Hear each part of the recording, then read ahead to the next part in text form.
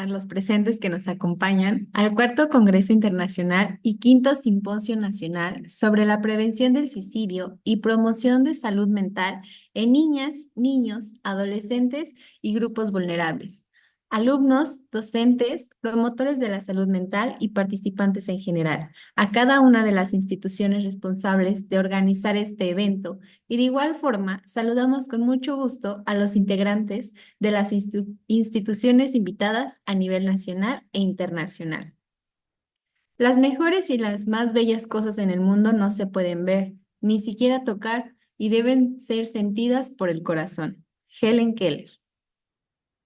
A continuación, me es grato presentar a la doctora María Teresa Monjaraz Rodríguez, docente de la Universidad Nacional Autónoma de México, y quien destaca por su desarrollo profesional, por ser licenciada en Psicología por la Facultad de Psicología de la UNAM. Cuenta con un doctorado en Psicología y Salud Mental. Es miembro de la Sociedad Interamericana de Psicología y Asociación Mexicana de Suicidología. Actualmente cuenta con 7 publicaciones a nivel nacional y 3 internacional. Ha recibido un reconocimiento como candidata del Sistema Nacional de Investigadores por CONACYT. Por lo anterior mencionado y su amplia experiencia que le precede, es un gusto presentarle y un gusto recibirle en este congreso con su conferencia magistral. Adelante, doctora María Teresa, el espacio es suyo. Muchísimas gracias por la presentación. Agradezco también la invitación, que bueno, valoro como estos espacios para compartir la experiencia y bueno, pues también para co-construir juntos, ¿verdad? Y bueno, pues yo eh, les voy a compartir la presentación del día de hoy, llamada Competencias Parentales y Depresión Infantil. Entonces, voy a compartir y listo. Muy bien. Entonces, bueno, antes de hablar justo como de esta relación, ¿no?, que hay entre las competencias parentales y la depresión infantil, em, recordemos, ¿no?, qué es la depresión y cómo es que ha afectado pues, a nuestros niños, niñas, adolescentes. Sabemos que, bueno, es uno de los trastornos, pues, más comunes, ¿no?, que aproximadamente, según la UNICEF, ¿no?, el 3,8% de la población total a nivel mundial padece, ¿no? Entonces, de hecho, bueno, se ha documentado que pues la mayoría de la población en algún momento de sus vidas puede llegar a, a presentar este trastorno. Ahora, en el caso de los niños, niñas y adolescentes, sabemos que la ansiedad junto con la depresión pues van a representar casi el 40% de los trastornos mentales presentes, ¿no?, en niños, niñas alrededor de los 10 a los 19 años. Por eso, bueno, pues es como muy importante hablar de este trastorno, ¿no?, de las variables asociadas. Y bueno, pues hoy hablaremos de una de esas variables que son las competencias parentales. ¿Cómo puedo yo identificar si mi hijo, mi hija, adolescente, está deprimida? En principio, puedo ver como un cambio, ¿no? Un cambio notorio en su conducta. Por ejemplo, es notable la tristeza, actividades que anteriormente le gustaban y disfrutaba, ya no las disfruta, tiende a aislarse, tiene dificultad para comunicarse con los demás. Académicamente esto pudiera también ya estarle afectando. pudiera tener algunas alteraciones somáticas como dolor de cabeza, dolor de estómago, este, también a veces como mucha protesta, ¿no? Eh, o una actitud a veces eh, un tanto desafiante, digo, esto puede llegar a variar, ¿no? Pero bueno, lo que sí es común es esta parte, ¿no? Como de la tristeza, la pérdida del interés, la baja motivación, esta dificultad para comunicarse con los demás. Eh, Sabemos, por ejemplo, que niños pequeños, en niños de 4 a 6 años, la depresión se puede manifestar también a veces a través como de los berrinches o el enojo, ¿no? Por eso es como muchísimo más complejo a veces hacer un diagnóstico diferencial en estas primeras etapas, ¿no? En esta primera infancia. Sin embargo, bueno, pues hay que estar como muy atentos. Hay que diferenciarlo, ¿no? De rasgos depresivos a lo que ya es el trastorno. Todos podemos tener ciertos rasgos depresivos, ¿no? O sea, en algunos momentos, pues, estar tristes, motivados, pero bueno, digamos que esto pudiera no afectar ninguna área, ¿no? O sea, es como momentáneo, es un rasgo que se presenta, pero ya cuando está afectando de forma significativa el área escolar, el área laboral, el área social, digamos que ese es un indicador, ¿no? De que pudiéramos estar hablando de algo más que un rasgo, porque ya tenemos como estas consecuencias, ¿no? En diferentes esferas de nuestra vida que no nos están permitiendo adaptarnos. Ahora, por si fuera ya alarmante, ¿verdad? Este porcentaje que mencionamos anteriormente, sabemos que, bueno, la depresión puede conducir al suicidio y esta es la cuarta causa principal de muerte en los adolescentes. De hecho, o sea, casi cada año, ¿no? Estamos hablando de que 46 niños de entre 10 y 19 años se quitan la vida, ¿no? Es decir, un niño cada 11 minutos. Entonces, bueno, pues esto realmente, ¿no? Nos deja ver la importancia de poder incidir o hacer algo para la prevención de este tipo de trastorno. Ahora también se ha visto que, pues anteriormente era poco común, ¿no? Que el suicidio entre niños de 10 11 años. Sin embargo, bueno, se ha visto que ahora, pues, después de la pandemia, sí hay como cierto incremento, ¿no? En el suicidio de estos niños. Entonces, bueno, pues sí es importante el poder, como ya decía, hacer algo. Ahora, ¿cuáles son como estos factores de riesgo, ¿no? Que podemos decir, bueno, ¿qué factores de riesgo están como asociados a que se desencadene la depresión? Como les decía, bueno, hay muchas variables que pueden estar relacionadas, ¿no? Con la depresión.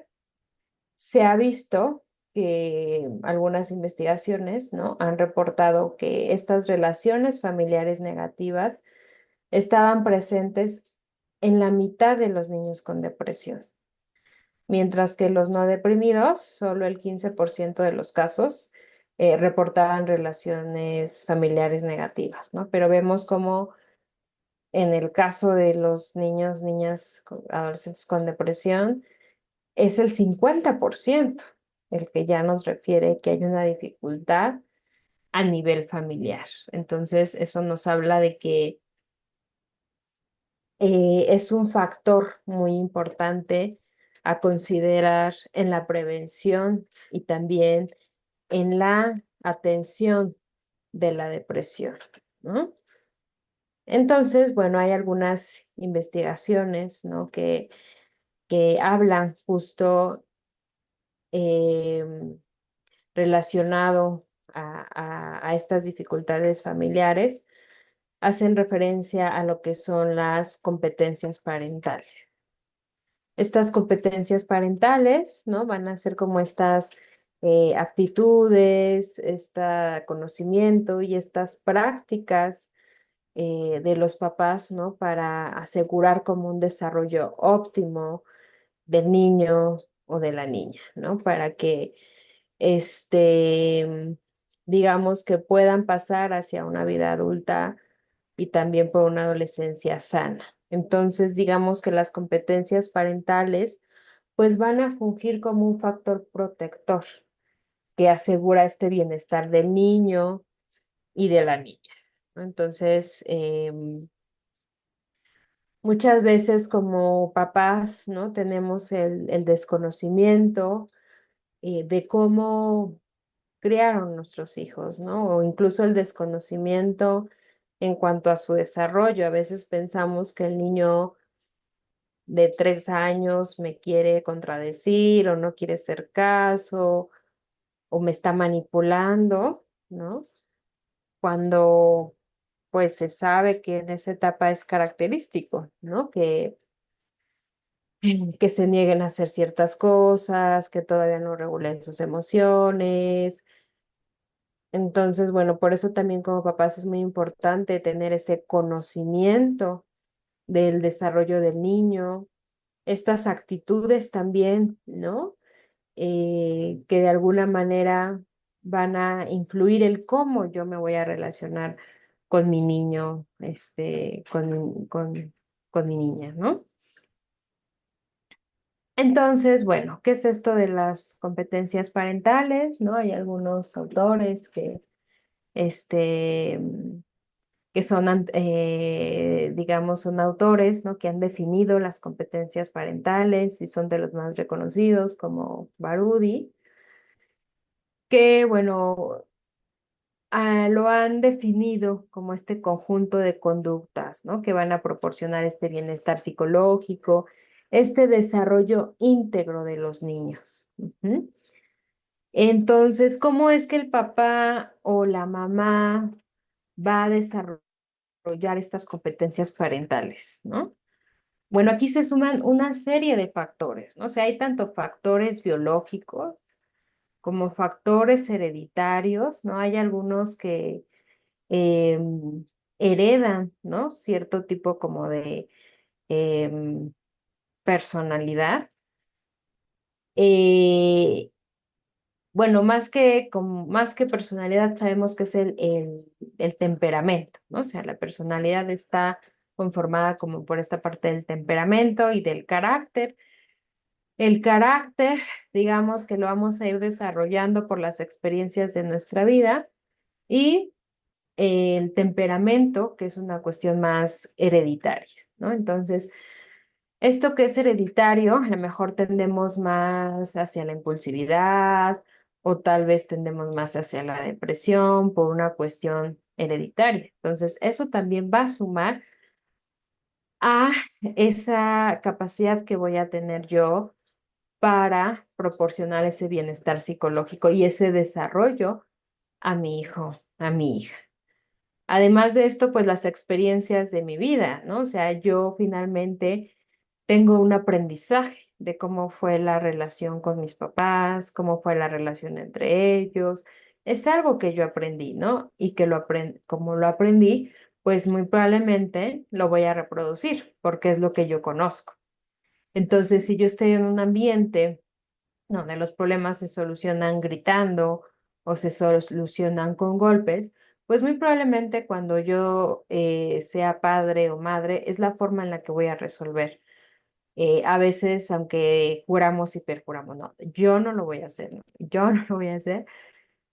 Y terminamos haciéndolo, ¿no? Hay otras ocasiones en las que efectivamente, ¿no? No lo hacemos. O sea, tampoco es determinante ni es como una línea directa, ¿no? Obviamente hay muchas variables que influyen, pero aumenta la probabilidad de que yo también tenga ese estilo de crianza. Entonces, bueno, ya autores y como Gómez y Muñoz, ¿no? Que han desarrollado un instrumento justo para evaluar esto de las competencias parentales, pues ellos nos van a hablar de que las competencias parentales, ¿no? Son estas, como ya lo mencionaba, estas actitudes, este conocimiento y estas prácticas, tanto reflexivas, protectoras, formativas, vinculares, que de alguna forma van a permitir como ese desarrollo del niño, esa interacción, que bueno, que de alguna forma favorezca, ¿no? Este desarrollo. Entonces, bueno, ¿a qué se refiere él cuando habla de este tipo de competencias parentales? Dice, la competencia parental es como, este, multifactorial, ¿no? Y dentro de estas competencias parentales tenemos estos factores. Ajá. Vinculares, ¿no? O sea, las vinculares se van a referir a estas actitudes, a este conocimiento y a estas prácticas que tengo yo en la relación con mi hijo, ¿no? O sea, qué tanto tenemos este vínculo entre nosotros, qué tanto nos relacionamos el uno con el otro. ¿Cuáles son los componentes de estas competencias vinculares? ¿Qué tanto yo observo a mi hijo? ¿Qué tanto lo conozco? ¿No? Y que esto, o sea, ese vínculo se genera desde que son bebés, ¿no? O sea, desde que son bebés, ¿qué tanto yo sé leer cuando tiene hambre, cuando se hizo del baño, cuando tiene calor, ¿no? O sea, porque incluso cuando nosotros somos como muy sensibles, nos damos cuenta que el llanto es diferente, ¿no? No es el mismo llanto cuando tienen hambre este, que cuando tienen calor, ¿no? O sea, entonces yo como madre, como padre, voy siendo sensible a estas necesidades, lo voy conociendo. Y bueno, también voy siendo como empático, ajá, con lo que le sucede. Es decir, hay una conexión con mi hijo, con mi hija, acerca eh, eh, de por qué pudiera a lo mejor sentirse enojado, triste. También en cuanto a esta regulación del estrés, ¿no? ¿Qué tanto establezco yo como esa conexión con él para poder ayudarle a regular ese estrés, ¿no? No de una forma punitiva, este, sino desde lo cálido, desde lo afectivo, desde el amor. Ujú. Y esto me lleva a qué tanta calidez emocional voy a llegar a tener. Ajá. Y qué tanto me involucro con mi hijo, qué tanto juego con él, qué tanto lo conozco, conozco a sus amigos, conozco qué le gusta, qué no le gusta, em, sé acerca de sus intereses, es decir, me involucro con él. Ujú. Tengo como esta relación y este interés también por conocerlo. Eso en cuanto a estas competencias vinculares, ¿no? También nos habla de estas competencias formativas, como su nombre lo dice, ¿no?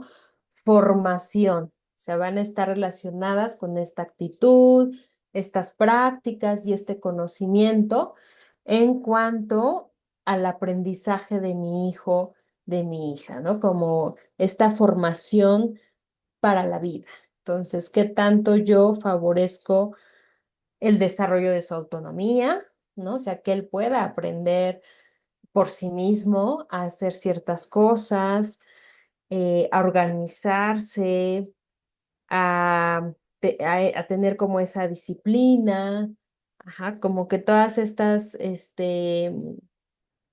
habilidades que justo le van a ayudar, ¿no? En su aprendizaje o en su formación para la vida. Otras, bueno, van a ser las protectoras, eh, que también van a ser estas actitudes, estas prácticas y este conocimiento para, digamos, disminuir ese estrés tóxico, ¿no?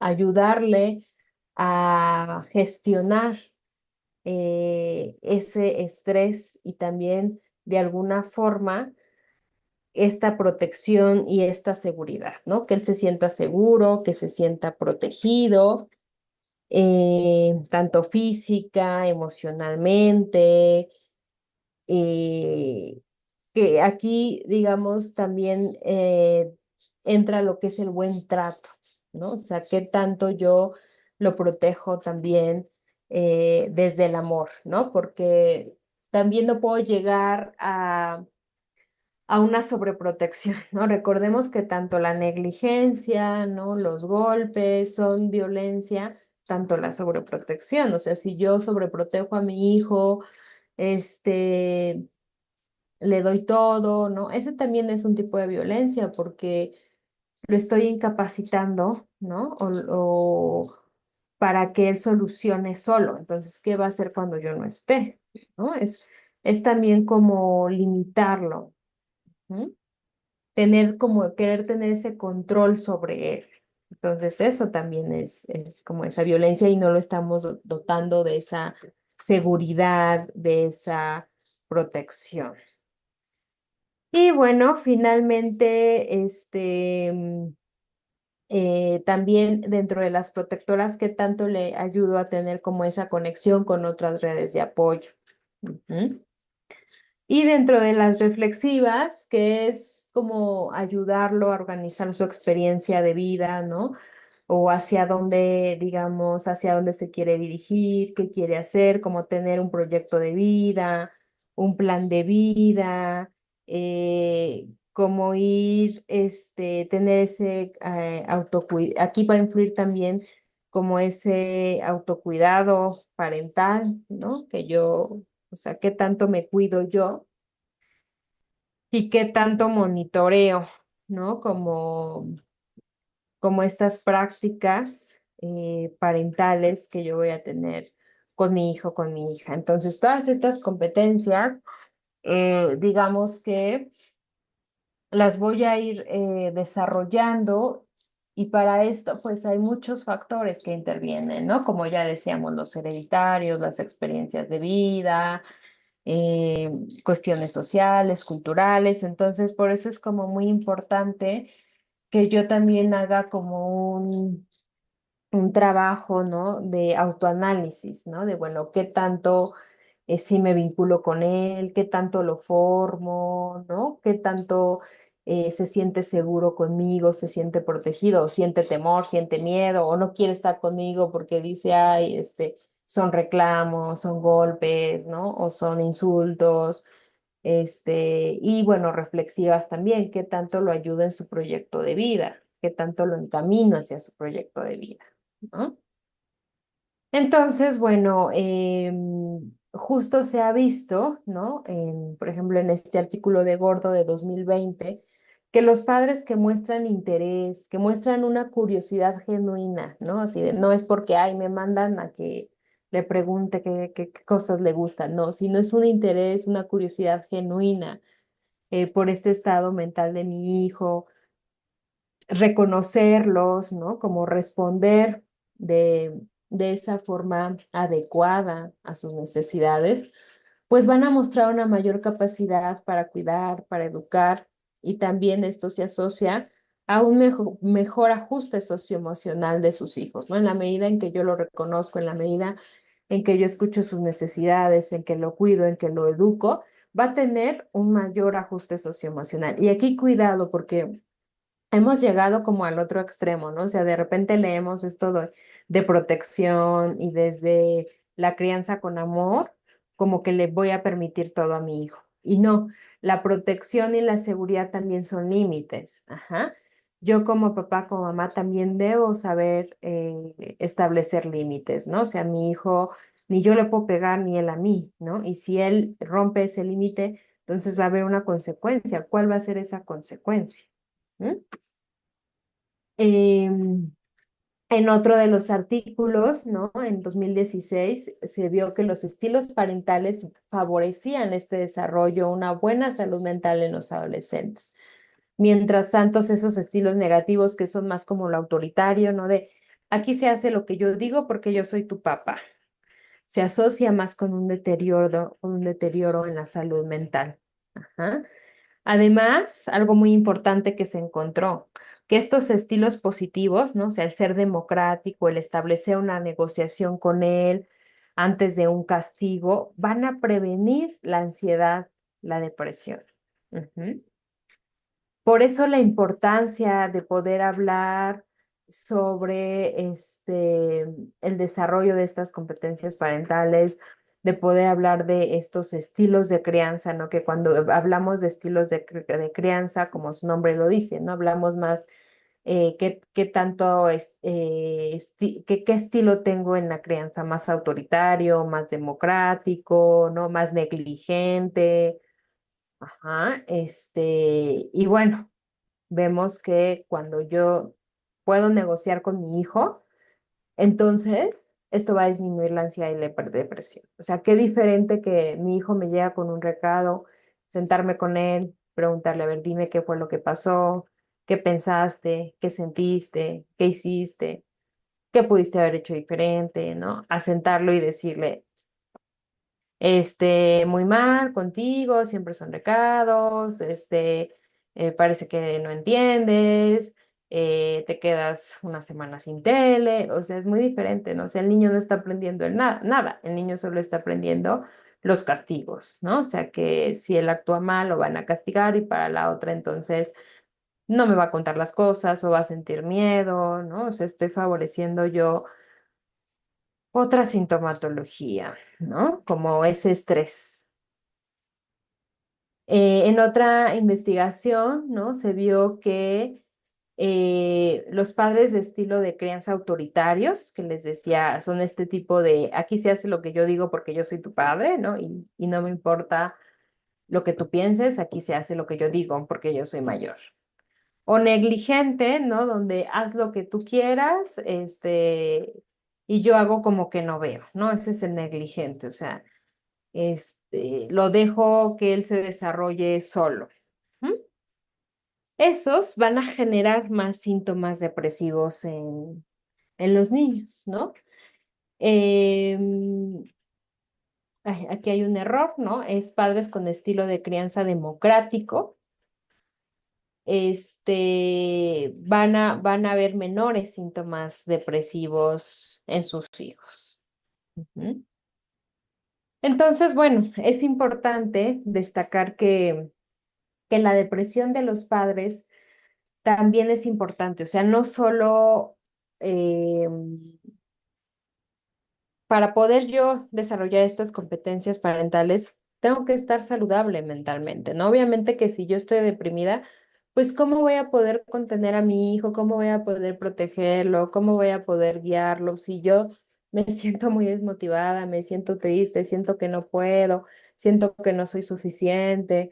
Entonces, no es que la mamá o el papá no quiera, es que no puede hacerlo, ajá, porque está teniendo ahí algún trastorno que se tiene que atender y que eso va a repercutir en la salud mental de los niños, ¿no? O sea, cuando hay madres, padres depresivos, eso aumenta problemas en la salud mental de los niños. Por eso es muy importante que como papás también nosotros seamos conscientes de nuestra salud mental, ¿no? Y si encuentro por ahí algún factor de riesgo, pues atenderlo, ¿no? Decir, bueno, me estoy enojando más de lo normal, ¿no? Esto ya me está creando mucho conflicto con mi hijo, con mi esposa, tengo que hacer algo, ¿no? O estoy más triste de lo normal, no me puedo parar, no puedo ni lavar los trastes, tengo que hacer algo, ajá, para entonces que eso no repercuta en mi crianza y tampoco en la salud mental de mi hijo. Cuando los padres están disponibles para sus hijos, ejercen esta disciplina positiva, son empáticos hacia sus emociones. Esto de la empatía hacia sus emociones es muy importante, porque a veces, desgraciadamente, culturalmente, es como de, no te enojes, no llores, pero ¿por qué estás triste? Ajá. Este, hace un momento, ¿no? Me decía una de mis alumnas, o sea, es que de repente es de un adolescente decirle al niño, a la niña, es que estoy deprimido y los papás decirles, ay, ¿qué es eso de deprimido? Ponte a trabajar, ¿no? Ponte a hacer algo. Ujú. Ante ese desconocimiento y ante esa descalificación de las emociones, ¿no? O sea, la emoción de la tristeza, del enojo, tendrían que reconocerse al igual que la alegría, decir, ah, estás alegre, ¿qué pasó, no? Ah, estás enojado, ¿me quieres contar qué pasó? ¿O simplemente quieres que te acompañe aquí, que esté presente? Pero un error muy importante en nosotros como padres es el no te enojes, no llores, no te pongas triste. Porque si yo no me pongo, es adaptativo, o sea, necesito la tristeza, ajá, para poder manejar esa situación. O necesito el enojo para establecer un límite con alguien que a lo mejor está rebasando mi límite. Las emociones son válidas, todas. Lo que digamos ya tenemos que pensar es en el cómo gestiono esa emoción, cómo gestiono el enojo. Hago y escribo una carta, hago y escucho música o voy y grito, voy y pego. Eso es lo que no está permitido. La conducta que lastima o la conducta no adaptativa para gestionar esa emoción. ¿Mm? Ahora, muy importante también, ¿no? Y que es una variable también como muy relacionada con las competencias parentales, es el apego. ¿Ah? Que digamos, ¿no? Que son como digamos que estas conductas, ¿no? En la relación con mi hijo, ¿no? ¿Qué tan disponible estoy? ¿Qué tanto lo acepto?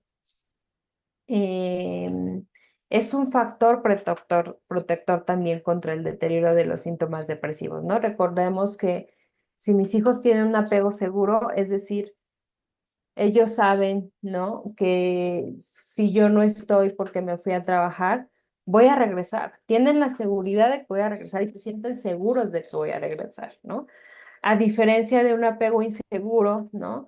Donde a lo mejor la mamá es alcohólica, el papá es alcohólico, él se va y yo no tengo la seguridad de cómo regresen y si sí regresen y cómo, ¿no? Entonces es como em, justo como este apego, ¿no? De no sentir la seguridad y la protección de que esa persona va a estar disponible y de que esa persona va a regresar. Ujú. Entonces, bueno, de hecho se hizo un metaanálisis, es decir, como un análisis de 123 estudios y se encontró una asociación muy significativa entre el apego y la depresión.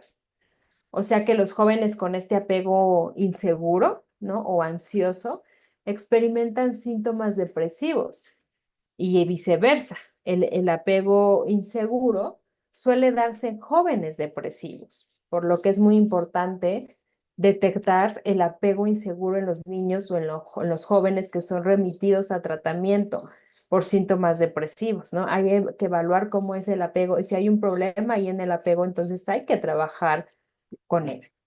Ujú.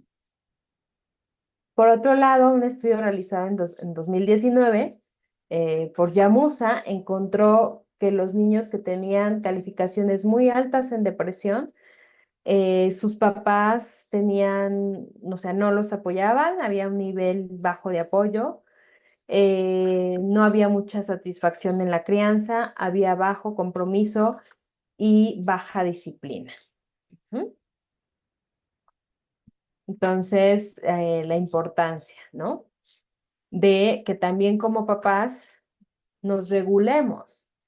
Digamos que esta presencia frecuente e injustificada de estas emociones, como la ira en los padres, puede dirigir hacia el maltrato y estar asociada con una preocupación excesiva, sentimientos de tristeza, culpa, inferioridad, llanto frecuente, aislamiento social, ¿no? O sea, síntomas de la depresión. Entonces, cuando yo, les digo a los papás, o sea, los invito a esta reflexión, ¿no? De cuando mi hijo está teniendo una conducta inadecuada, me están llamando de la escuela frecuentemente, me tengo yo que preguntar y analizar cómo estoy yo, cómo me siento yo como papá. ¿Tengo algún problema con el enojo, con la tristeza? ¿Regulo mis emociones, no? ¿Qué está pasando conmigo? Y digo, no porque sea determinante, ¿no? O sea, no todo depende de los papás, obviamente hay cuestiones con las que nacen los niños, ¿no? O hay otras variables también que pueden estar involucradas. Pero bueno, cómo me regule yo y las competencias parentales también son variables asociadas, ¿no? Por eso es muy importante que como padres tengamos esa inteligencia emocional, ¿no? eh, para poder tener estos resultados favorables con nuestros hijos. Y desgraciadamente como adultos, a veces no tenemos esa inteligencia emocional, ¿no? A veces, digo yo también hablando desde mi experiencia, ¿no? Como mamá, a veces se idealiza mucho, ¿no? Y sí hay cosas que uno dice, yo esto jamás lo voy a hacer, ¿no? Y cuando menos lo esperas, ya lo hiciste, pero, o sea, esto pasa porque vamos cargando una historia también, vamos aprendiendo ese aprendizaje, que hemos tenido nosotros en el pasado. Y si no somos conscientes de eso, ¿no? De las conductas tanto positivas como negativas que nosotros aprendimos, entonces digamos, que puedo seguir yo reproduciendo las negativas sin darme cuenta. O sea, tengo que tener ese análisis, ¿no? Incluso una psicoterapia para conocerme más y saber por qué estoy actuando de esa forma, ¿no? Y cómo puedo actuar de una forma distinta. Em, la falta de competencias parentales, ¿no? En los papás, las mamás, nos puede llevar a un gran distanciamiento con nuestros hijos, ¿no? Eso lleva a que a veces ellos se refugien en los juegos en línea, ¿no? Es como su refugio. Y justo se ha visto, ¿no? Que la depresión tiene relación también con esta adicción a los juegos en línea en los adolescentes y viceversa.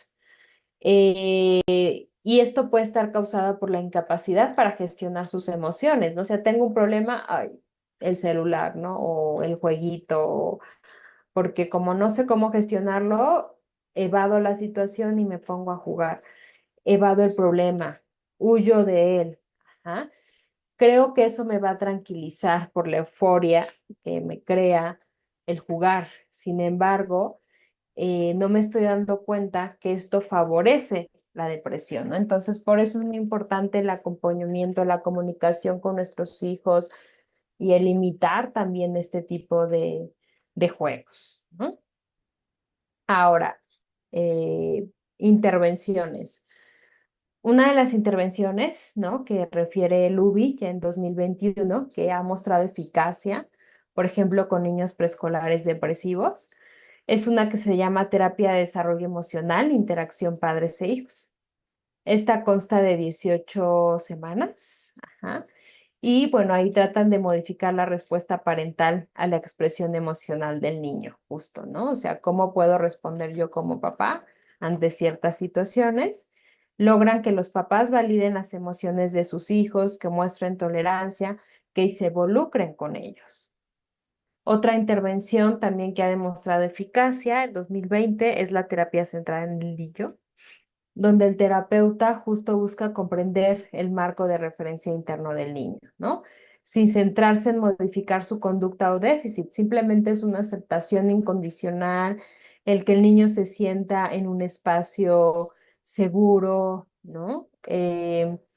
Aquí se va, le damos mucha importancia a esta comunicación con el niño, con sus experiencias, la forma de verse a sí mismo, sus relaciones, ¿no? Que le permiten al terapeuta comprender empáticamente y por lo tanto percibir con precisión esta expresión de los síntomas depresivos del niño.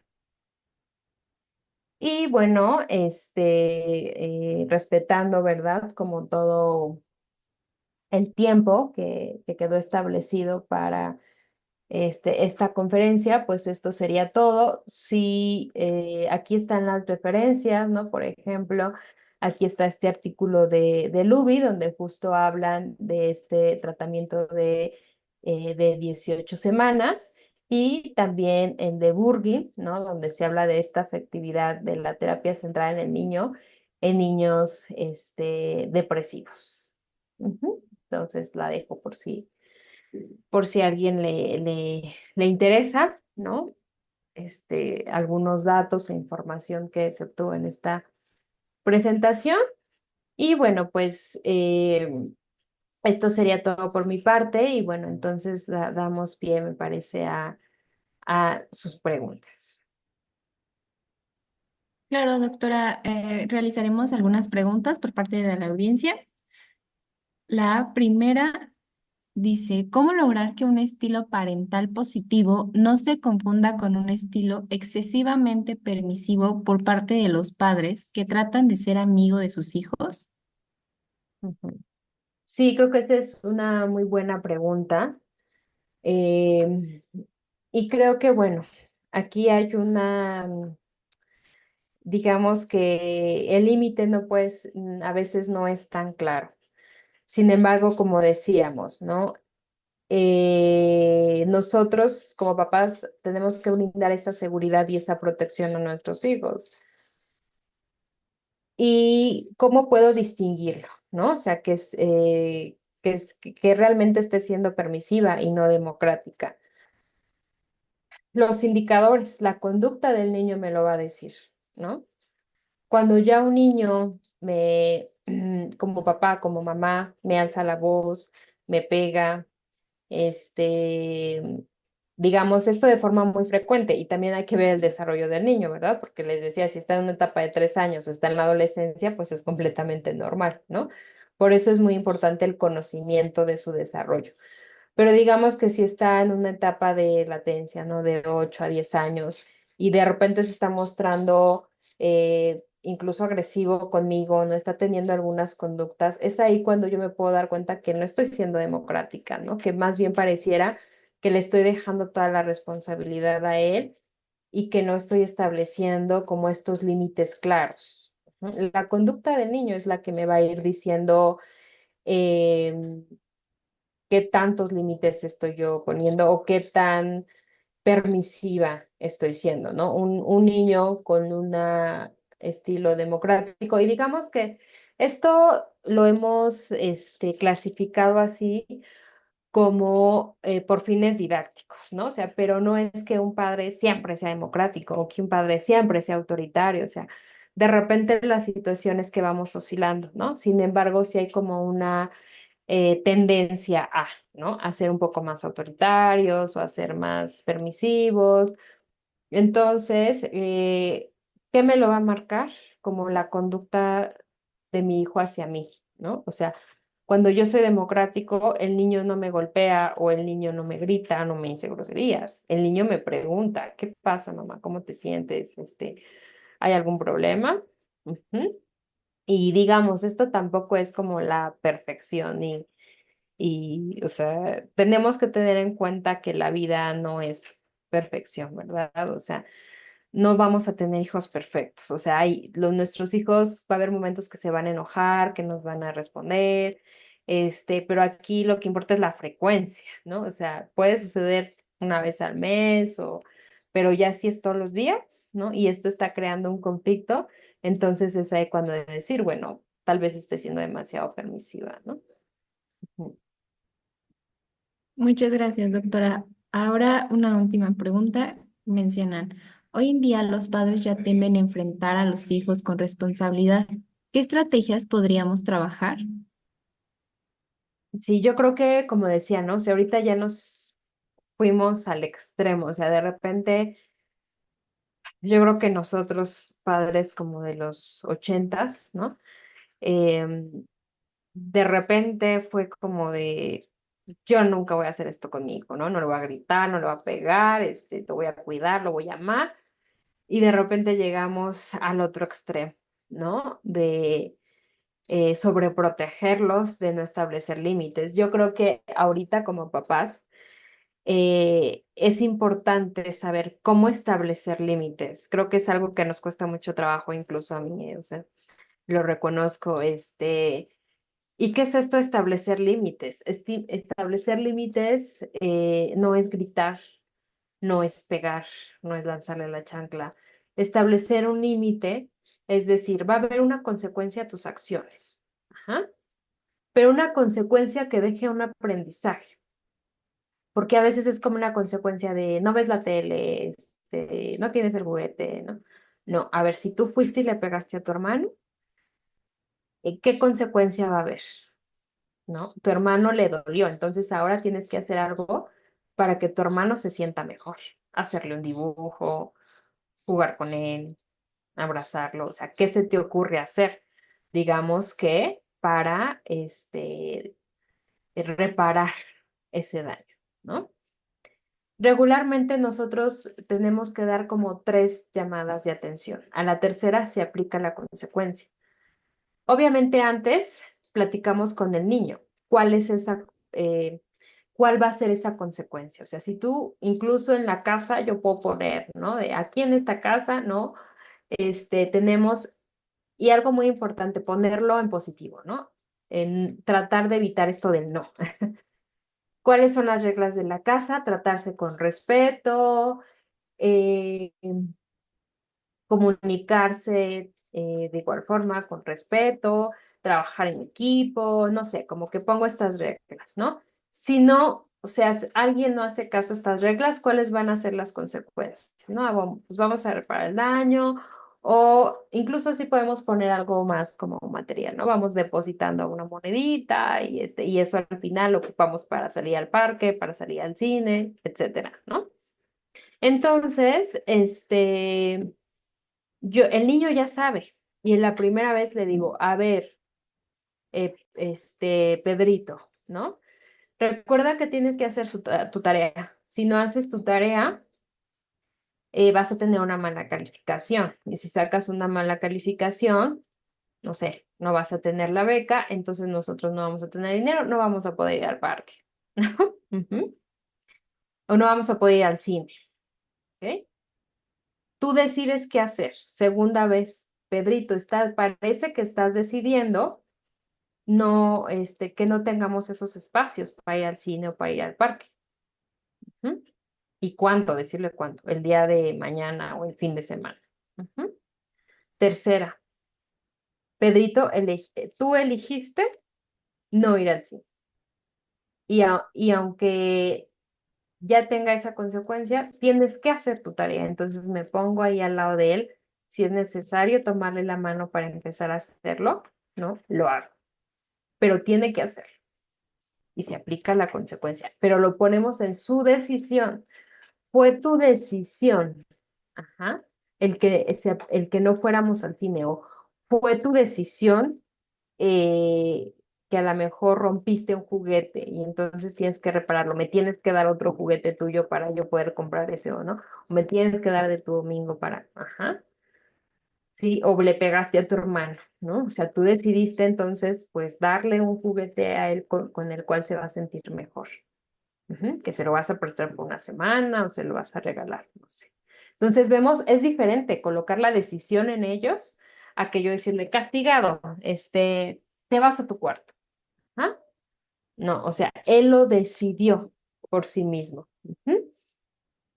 Es así, digamos, como en la teoría podríamos establecer los límites, ¿no? Obviamente a veces nos sobrepasan el estrés de la ciudad, el tráfico, el tener que estar produciendo todo el tiempo cosas, ¿no? Son cuestiones que nos limitan demasiado a veces para poder establecer límites y para tener estas competencias parentales, ¿no?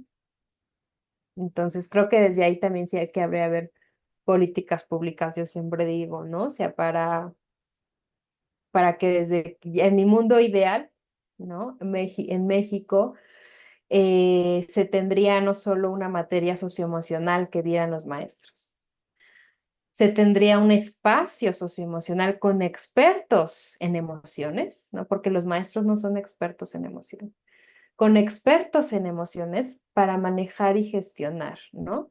Tanto con los niños como con los papás, y que sea obligatorio desde, desde el kinder, ¿no? Y con eso podríamos prevenir muchos problemas.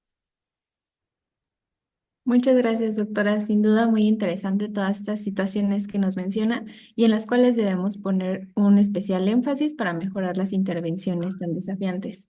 Y agradecemos la grata presencia de la doctora María Teresa Monjaras Rodríguez y a continuación haremos la entrega del reconocimiento virtual y en agradecimiento por su excelente participación.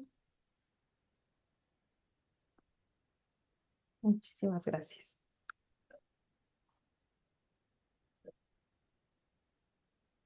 Fundación Preven AC, cuidando y pensando en tu salud, y la Federación Mexicana de Auditores, Certificadores y Peritos en Salud, por medio de la Universidad La Salle en Nezahualcóyotl, otorga el presente reconocimiento a la doctora María Teresa Rodríguez